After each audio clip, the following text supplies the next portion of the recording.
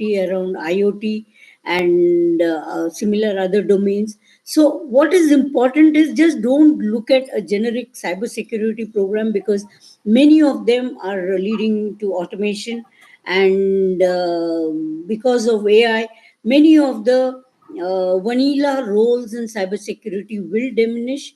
Increasingly, it will be about specialization. And so, if you can look at it, for example, if you're a young or a mid career professional in the technology industry, all of us know, the growth opportunities in AI. If you have started building skills on that, but what is important is the intersection of AI with cybersecurity. Every cybersecurity product, services, and platform integrates a lot of AI, machine learning, and deep learning. So if you're an AI, specialist or a machine learning specialist, can you look at cybersecurity domain, because a lot of hiring happens in the product development space. I mean, R&D institutions like CDAC have done that. Have done quite a bit of that.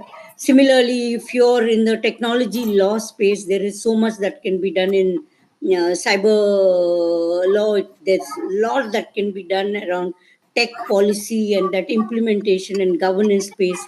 Similarly, if you're a management plus a legal professional, when you talk about AI, there is a lot around governance. So if you broaden the overall governance and risk and compliance space, cybersecurity happens to be one of the big verticals across all disciplines, where hiring is happening at all levels. And of course, there are senior risk management practices that come up. So you can look at what is your academic background and your current role and where you can grow. I believe there are multiple opportunities. Even in academia, there's a lot of research. I see so many academic institutions looking at very specialized programs in PhD for cryptography, for in quantum space, in machine learning, in overall, the digitization sphere. So if you understand the broader digitization game, and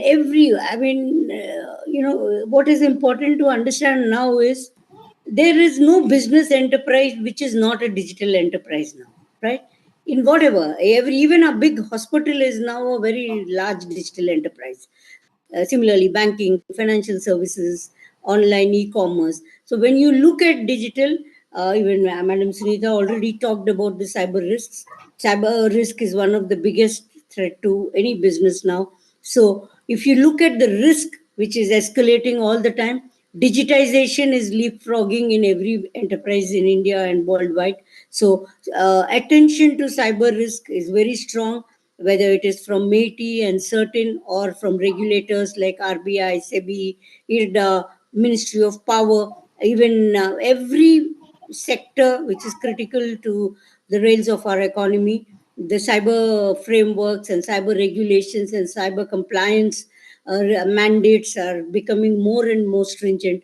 So there are opportunities on the provider ecosystem, which is the technology industry, and the user ecosystem, which spans all the verticals. A lot of opportunities, but the game here is building more and more technical skills and specialization. Cyber is not an area where you can be a generalist and hope to grow. Thank you.